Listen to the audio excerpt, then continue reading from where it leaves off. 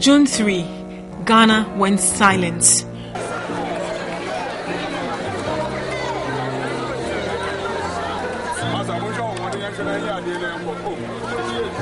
Reeling from shock, the most splintering and devastating catastrophe in recent times. A lot of people have lost their lives. I'm at a loss of words to express how I feel. We'll have to take some measures to be able to avoid this happening in the future. It is the rainy season and the floods were expected, but no one anticipated the magnitude. The country was to experience double disaster.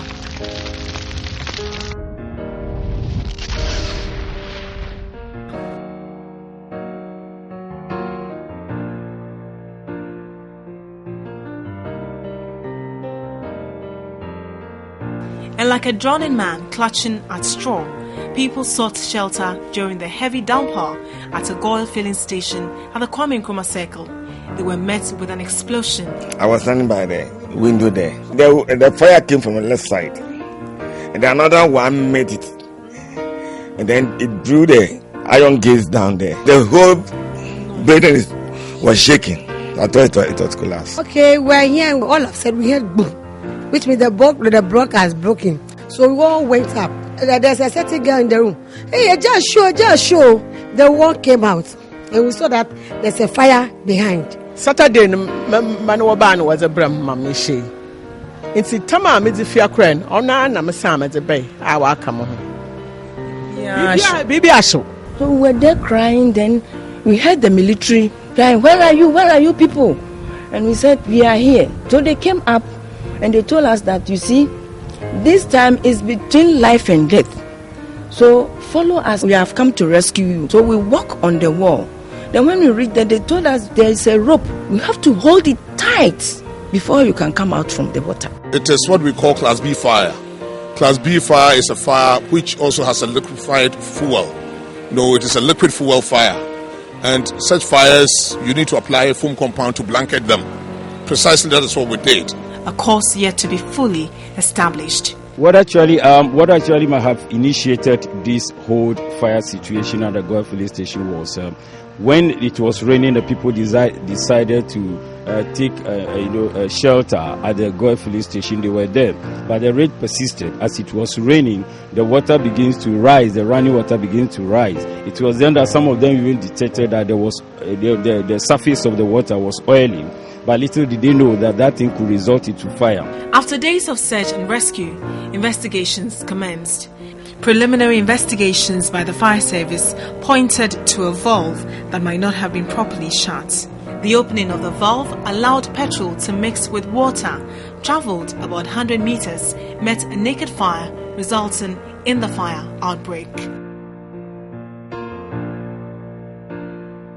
When there's an accident like this, the public, upon hearing it reported or carried in the media, should get themselves composed and know that once the police are on the ground, things will be under control. And that, out of curiosity, they should not rush here. Because when you come here, things might seem calm. But in actual fact, there could be some explosives undertone. So when you come here in your numbers, you can trigger off some further disasters.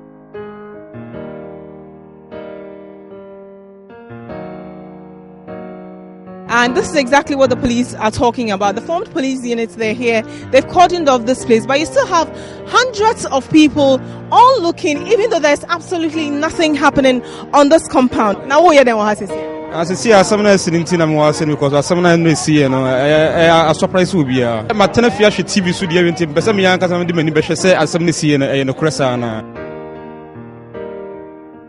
The National Disaster Management Organization estimates that about 50,000 people were affected by the floods.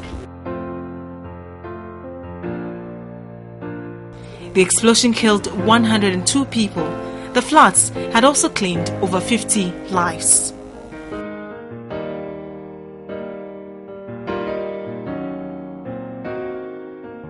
Ghana is in a state of mourning, but weeping does not solve problems. Positive action involves expertise. our engineers, doctors, contractors, businessmen, and even the ordinary person in the citizenry must be able to have the necessary expertise to deal with challenges like this. The anguish of not knowing what had happened to friends, relations, and colleagues greeted most Ghanaians. Just 2 weeks ago, on an informed so more call Accra Mom. She ran 9 something of so much cycle. So I can't so since then, you say, I try to 5 o'clock. I shall say, Colibuya Bahans with her. I finished a 37 or 18 years. Nyama Koswahano. Mini hopes a me bano. There was Obiasi Crown, won't me identify the Obed. Forensic scientists were called in. Government has given authorization for DNA tests to be conducted on the bodies from the disaster that have not yet been identified. If you bring us 1,000 cases, we could do those 1,000 cases. On a single run, we are talking about something like 300 to 400. So 400 individual samples can be analyzed at one go. Some other times they want you to link the sample to a reference, in this case probably a suspect. Bones and teeth, no matter how burnt a body is, can most of the time be useful in identifying a person. It takes a lot longer to decompose or burn. Before somebody gets bent beyond recognition, you're talking about in the region of 200, 300 degrees Celsius. But still, there are certain things in the body that takes longer to burn. So, for example, you can get nails, you can get brain matter, and sometimes you can still get some flesh from the body that is not completely burnt. Samples will be taken from the victim and also their relatives, which would be able to determine which body belongs to who. I'm told by the forensic scientists that the closer, the easier it is. For instance, if it's father, mother, or brother, it's a lot easier than perhaps maybe cousins, uncles. It doesn't mean that they can't do it. Even cousins, uncles, other relatives, they will still be able, but of course you will not get a perfect match.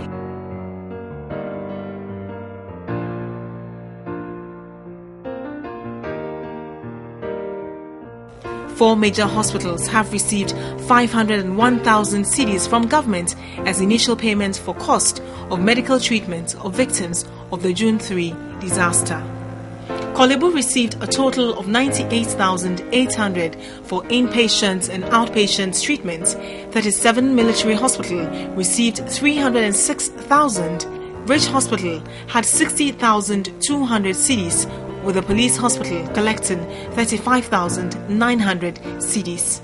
Initially, when the issues occurred, when the disaster occurred, I think that there was a certain need to ramp up the commodities that were required. So I think that initially that had happened. Patients with burns can be in hospital depending on the degree of burns for any period from a couple of weeks to several months. The medical professionals considered the severity of the burns, depth of tissue damage, location of burns, and associated injuries from the floods.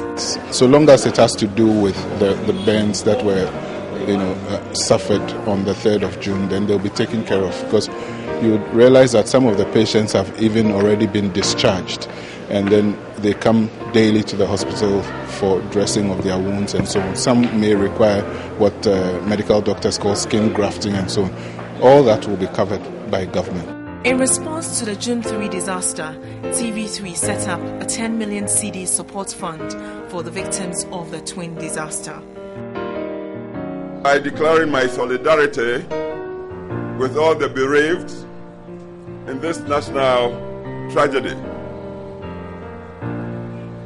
It is indeed a sad reflection on the state of maintenance and the general lack of continuity in our development process as a nation that has brought us to where we are today. Corporate organizations and individuals responded swiftly with cash and other consumables. Food, mattresses, and other items were later distributed to some of the over 50,000 displaced by the floods. I received a bag of rice, a bag of sachet water, got 1 bottle of white oil, and I've got 2 tins of milk. So at least it can sustain me for some days.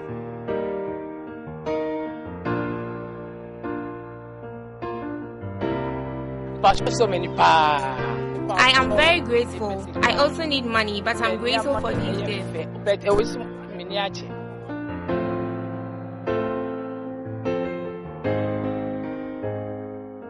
TV3 has gathered that some weed smokers in the area are a key part of the June 3 disaster.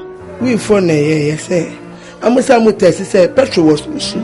Petrol no by no be anim say sanity. One the West Emit source of so now West Emit so now on the 2 penna. By various factors from the people what could have been the cause of that fire. But we also talked to people that also said that really there were people that really threw naked fire onto it. A weed smoker, also a victim of the disaster, is now in the grips of the police as suspect and is to aid investigations.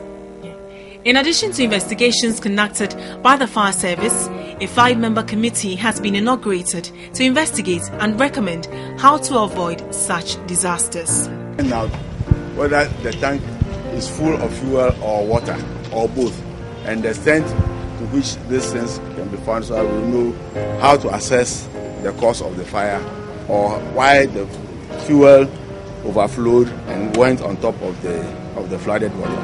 So that's what we are doing right now. Now we have established that there's some amount of water in it. How the water got in there will be determined later on, because water is not supposed to go there.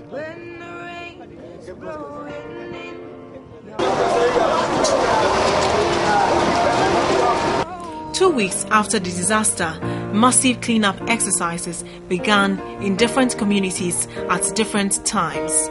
The turnout was impressive, but by late Sunday night, after the rains, several communities were engulfed in filth.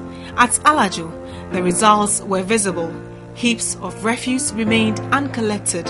Close by, this food vendor went about her business despite being affected by the floods of June 3. What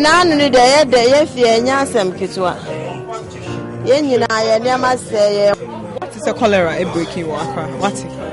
I'm at cholera. Run Sukuha, and so I know better than this BBC. And your mom, so yeah, best so can't buy. We walked through mud, alleys, and used bad roads.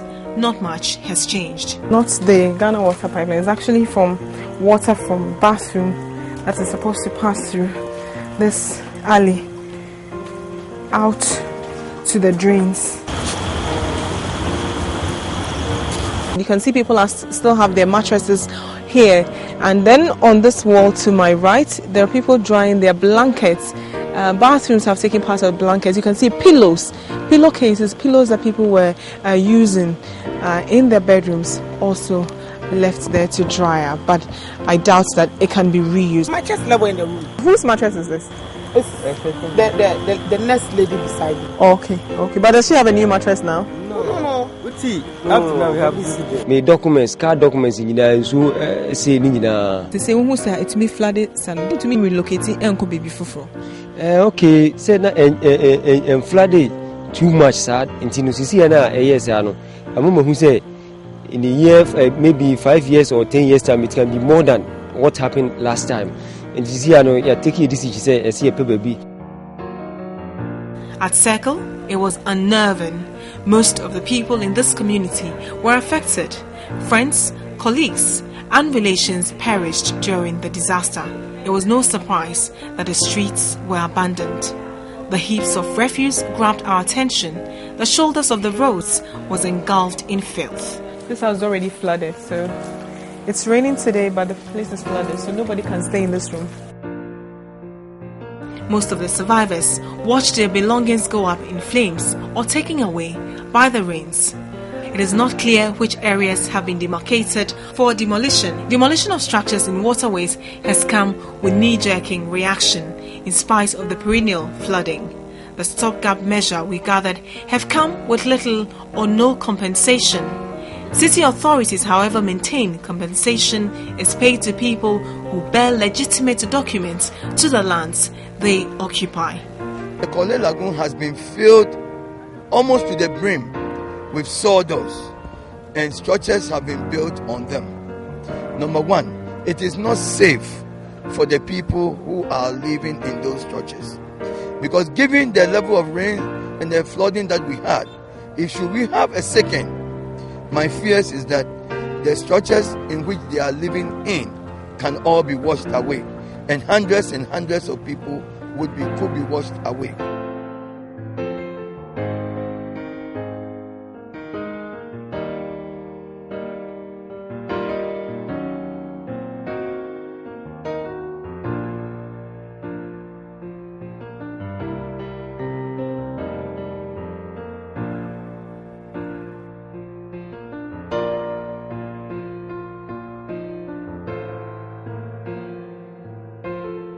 The June 3 disaster generated discussions on safety at filling stations. And then if anything should happen, it will affect us, okay? But then we also need a filling station because some people come to for their cars and everything. Filling station bro ha no akobubu and su bi anfa obribi anfa but later no ye be hu no bi nso de ne property ababesi wo. The public was cautioned to stay away from filling stations during the rains. Concerns about siting fuel stations close to homes is still an ongoing debate. Some of the stations came to us asking for permits. We went, did the assessments. There was a basis for giving them the permits.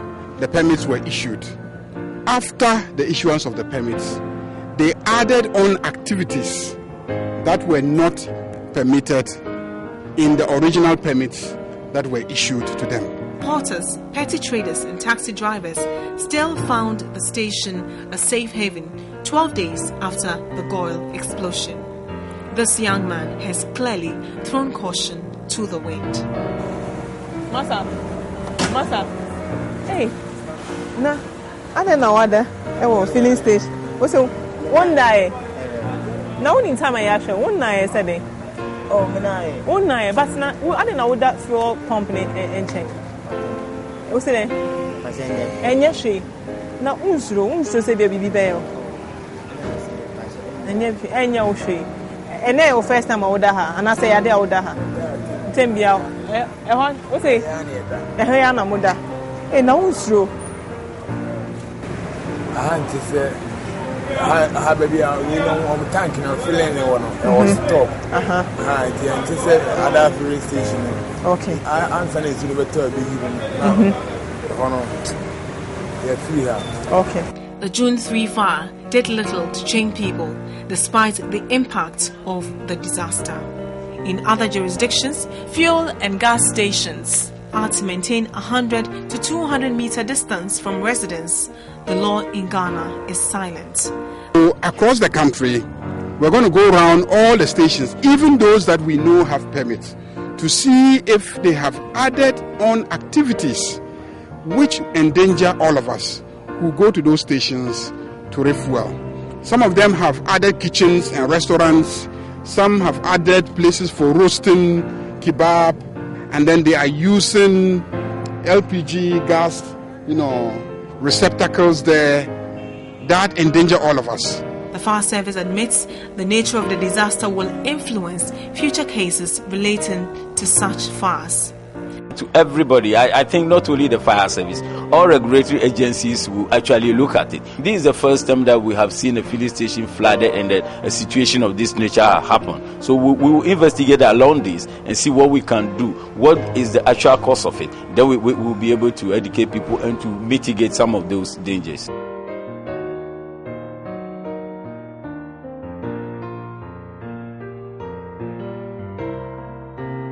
There are those who will wish to apportion blame.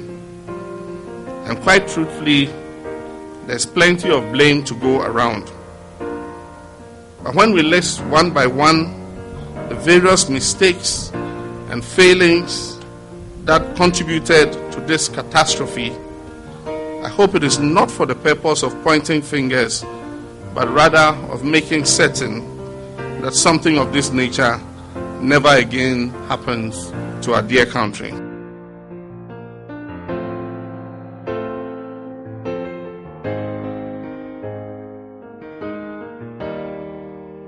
Survivors of the disaster will forever live with the scars. The memories of June 3 will never be erased from their minds.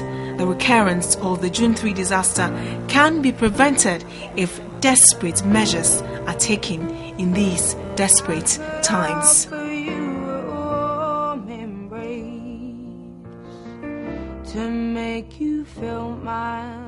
Bridget Otu, TV3.